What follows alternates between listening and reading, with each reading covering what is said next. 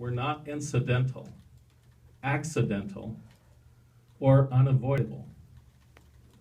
The violent encounter with police officers employed by this city has been described by some as a scuffle, a struggle, an altercation, a run-in, an unfortunate incident.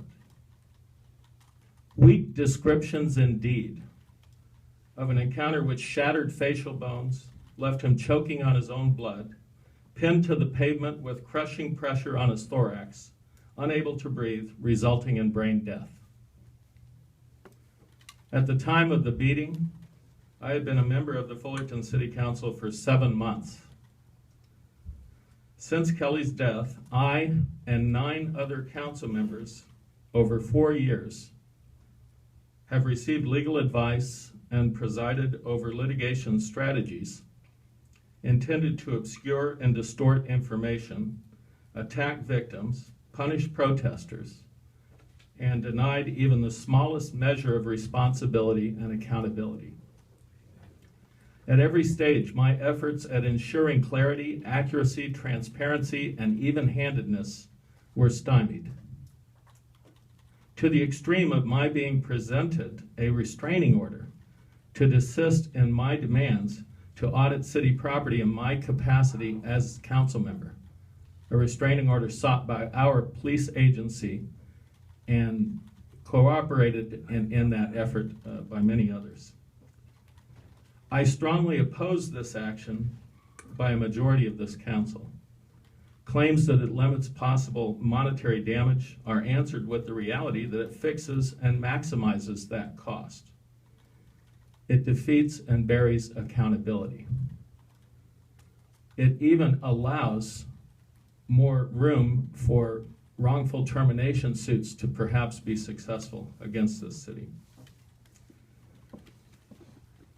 You know, the public is very familiar with corporate liability cases, which are often settled with sealed judgments and kept under wraps. Those are private matters by semi-private entities, corporations, and they have that latitude. We call it hush money when those settlements are obtained. And the public's right to know important facts is withheld, and the public is damaged through those actions. However, in this case, we're a municipal corporation. We are public, our employees are public employees. Everything about this entity cries for transparency. A higher standard of transparency should apply. A just and supportable outcome should be sought by this body.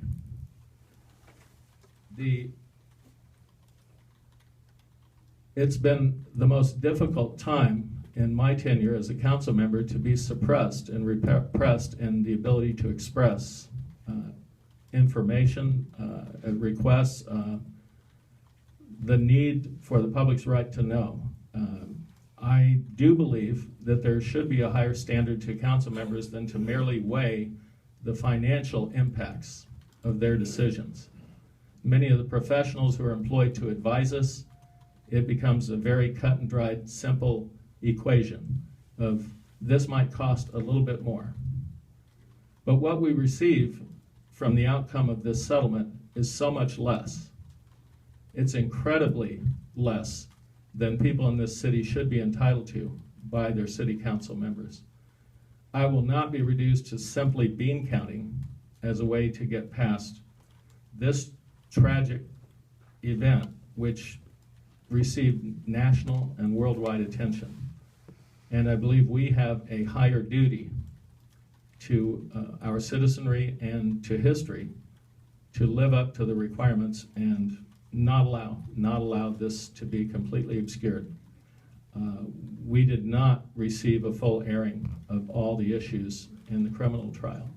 Witnesses were not called to account for what occurred.